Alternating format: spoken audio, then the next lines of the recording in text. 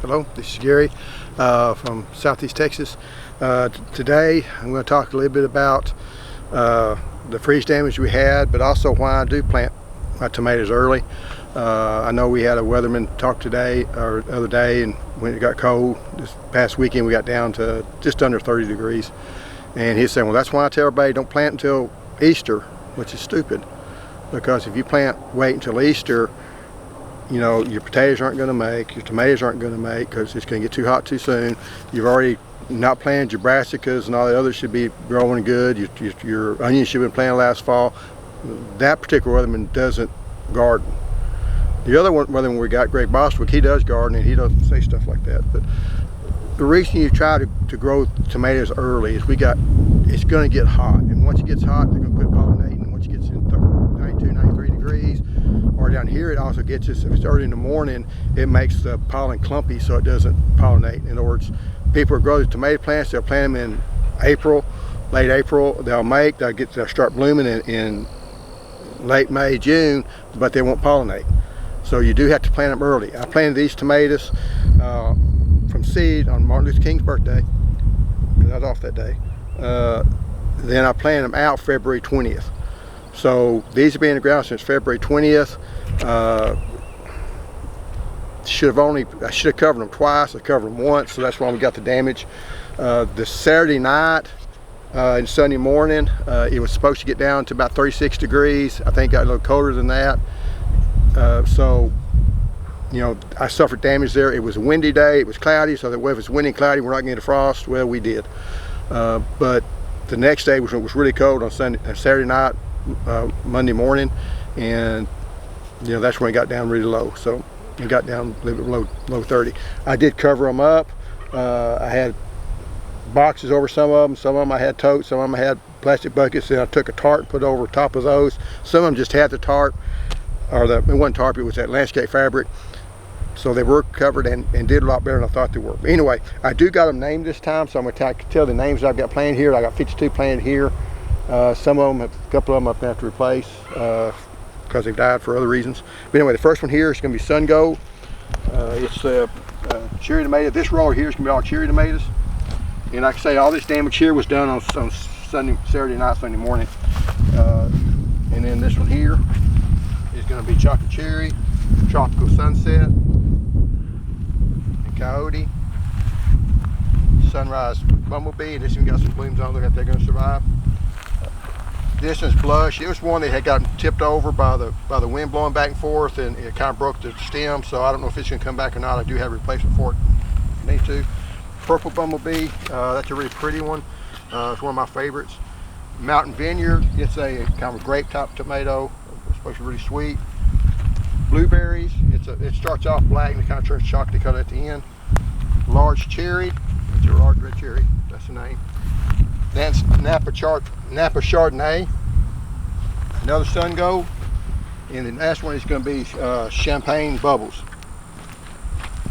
And then this roll over here is my row of determinants. So this is Hosinator, and then the next two is also Hosinators. I don't have them labeled. And this is another one that got the wind blew it and broke the stem, and it's going to die. I'm going to have to replace it. These are roasters here. And like I say, that suffered a good bit of damage, but I still think they'd come out of it.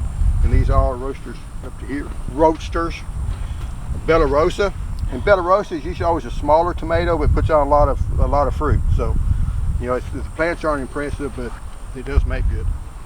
This is called Brickyard. This is one you can't find anymore. They quit manufacturers growing it.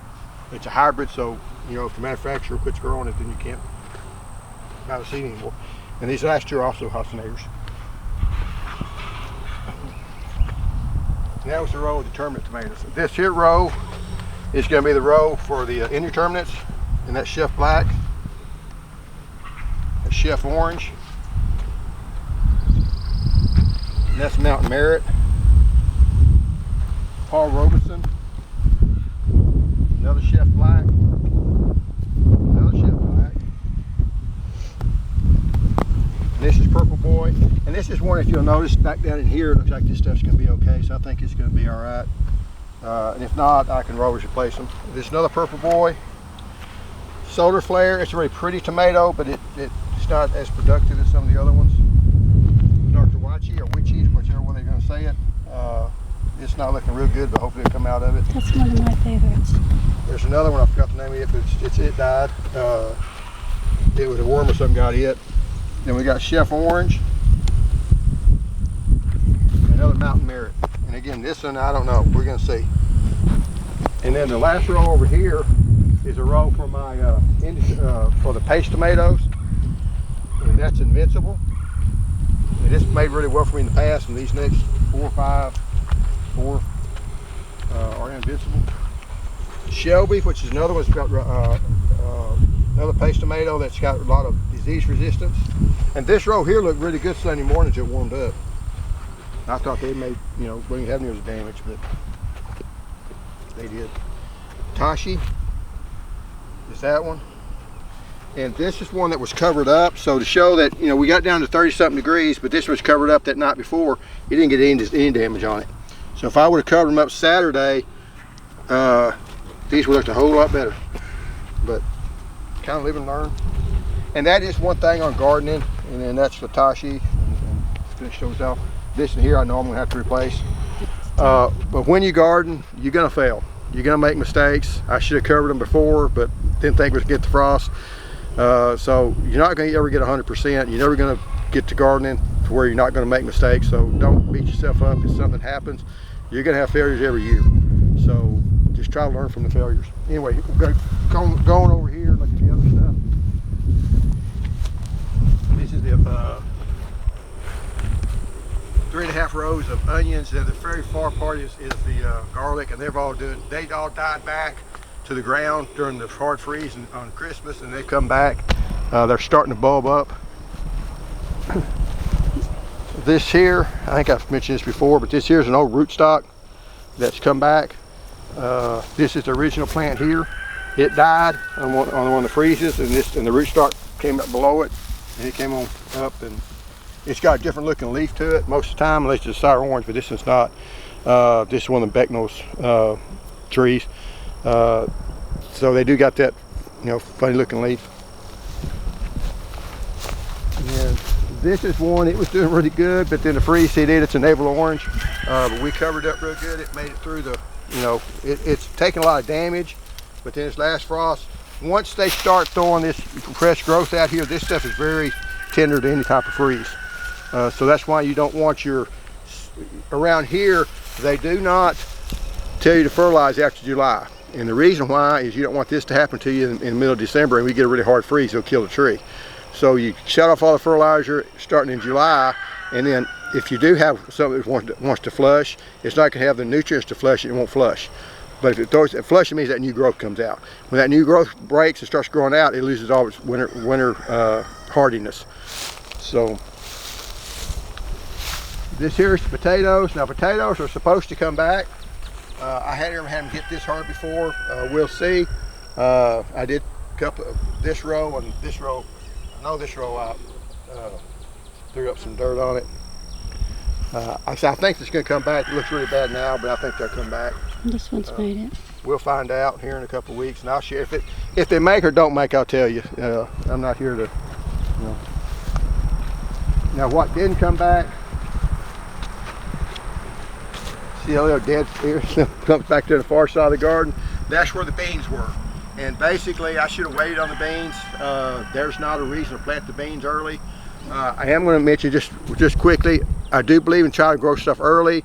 Beans, you don't really have to push that early because they're going to make the same amount where you plant them now, 2 weeks from now, or 2 weeks earlier. They're going to make about the same. The 4 plants I'm going to tell you, do not plant early. One, sweet potatoes. They like the hot weather. You can plant them anywhere from May all the way up to July.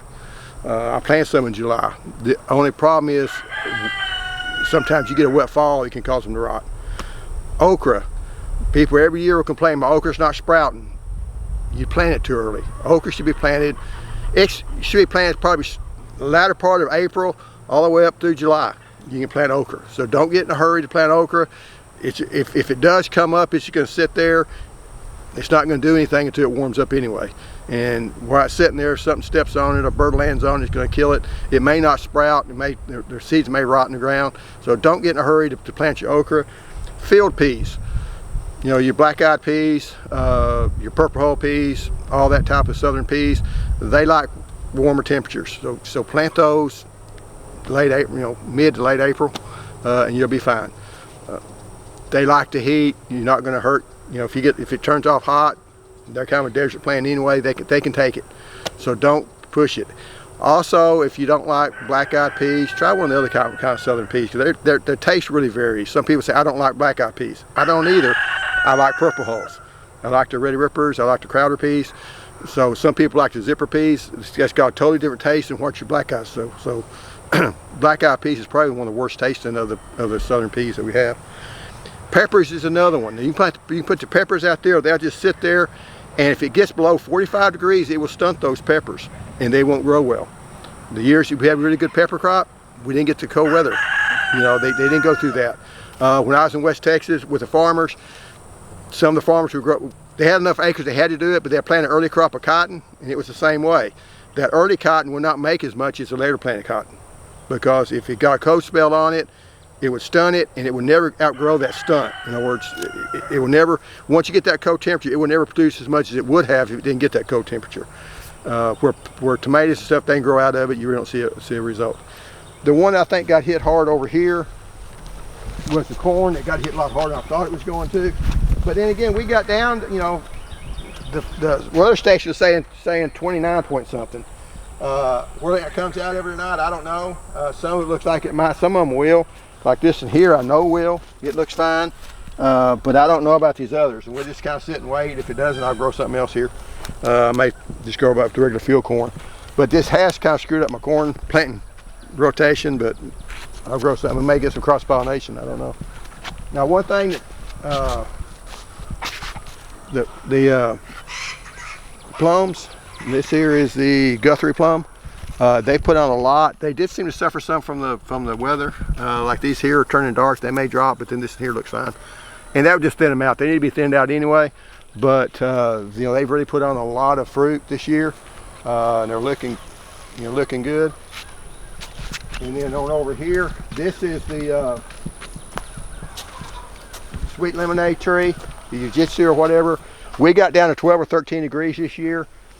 And basically you see the tarp there, that was up, and that was it. I did have a generator placed outside, but I don't think it did any good, and I did place dirt on the bottom part of it trying to save the trunk.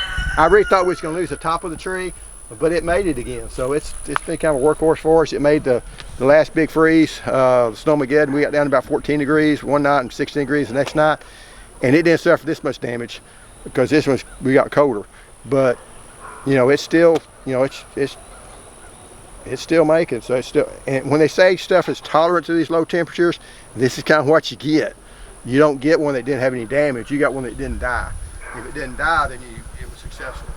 So it's probably not going to make any fruit this year, but we put on it.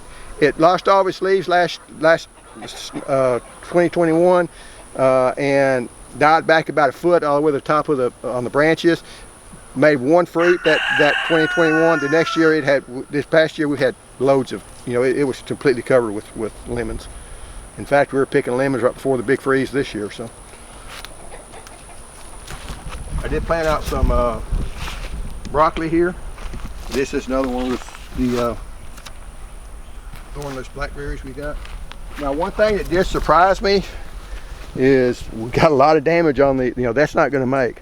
It already started producing that temperature enough to knock it out. Now it's still blooming. We still have some blooms, so we'll make some. But I thought they would make it better than they did. But you know, these here still hadn't bloomed out, so we'll still make a little. But it'll make as good as we can. Of course, carrots, they liked it. They didn't have any problem at all, so they're doing good.